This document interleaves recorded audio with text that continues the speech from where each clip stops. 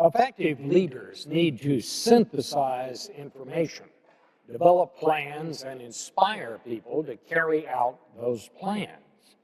But how do leaders become effective, and to what end? Well, Bill George learned the hard way how to be himself and to find his true north.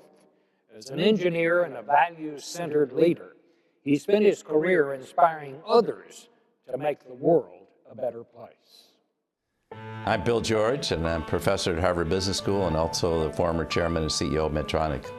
I was born in Michigan and grew up in my early years in Chicago and Grand Rapids, Michigan. I saw engineering as a route to get into management. I went to Georgia Tech and studied industrial engineering, and then went straight through onto Harvard Business School. I always wanted to be a leader, yet in school, I was never elected to any leadership post. And the thing that really influenced me, a group of seniors at Georgia Tech took me aside and said, Bill, you don't take time for other people. And until you really express genuine interest to other people, no one's going to want to work with you, much less be led by you.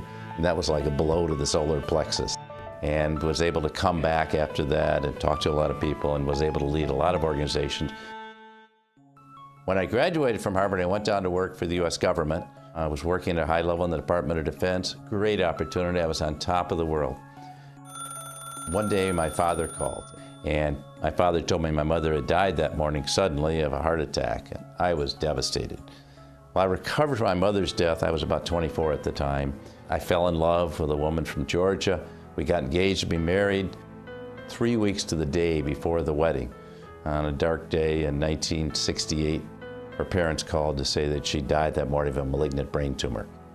Even though I'm a person of faith, it was very hard for my faith to give me answers to that. A few months later, I met my wife, Penny, and we've been together for 44 years, so even today I can't explain that.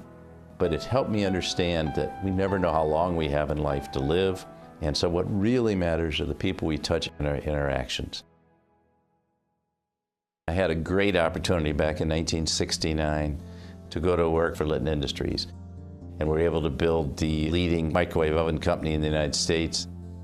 I joined Honeywell in 1978, but over time, I found myself doing a series of turnarounds, and I can do those, I know how to do them, but I wasn't really leading with my heart. I'd been at Honeywell 10 years. I was leading side of my true north, of what I really believe. And I was playing the corporate game, even wearing cufflinks, which I don't wear, trying to impress the board of directors, not being real, not being authentic. I found myself a few months later joining Medtronic as President Chief Operating Officer. And I can tell you it was like coming home to a place I'd never been before, where I could work with a fabulous group of people who were totally committed to restoring people to full life and health.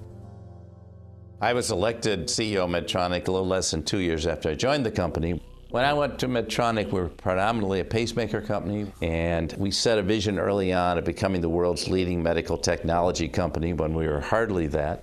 Over the next 12 years, we grew from helping restore 300,000 people a year to 10 million, broadened the business way beyond cardiology and cardiovascular products to spinal products to diabetes to neurological products to treating diseases like Parkinson's disease, incontinence, cerebral palsy. When I left Medtronic, I was in my late 50s, and I had no idea what I was going to do. You only go around once in life, so you got to grab for all the gusto you can get. So I went off and did a working sabbatical in Switzerland, teaching at 2 great institutions, and found out I love teaching. And I got into writing. Never been a writer, I'm an engineer. During that period, the dean of Harvard Business School asked me to join the faculty and teach a new course, kind of a post-Enron course on leadership and corporate accountability. I created a course called Authentic Leadership Development. Basically, my book, True North, it's based upon emotional intelligence and knowing who you are. I think real leaders are authentic and genuine. My mission and purpose is to help other leaders develop. I have the benefit of a wonderful spouse. Penny has taken over our foundation so we can build a world of people who operate with mind, body, and spirit, whether it's in medicine, healthcare, in leadership roles, in spirituality, in any capacity.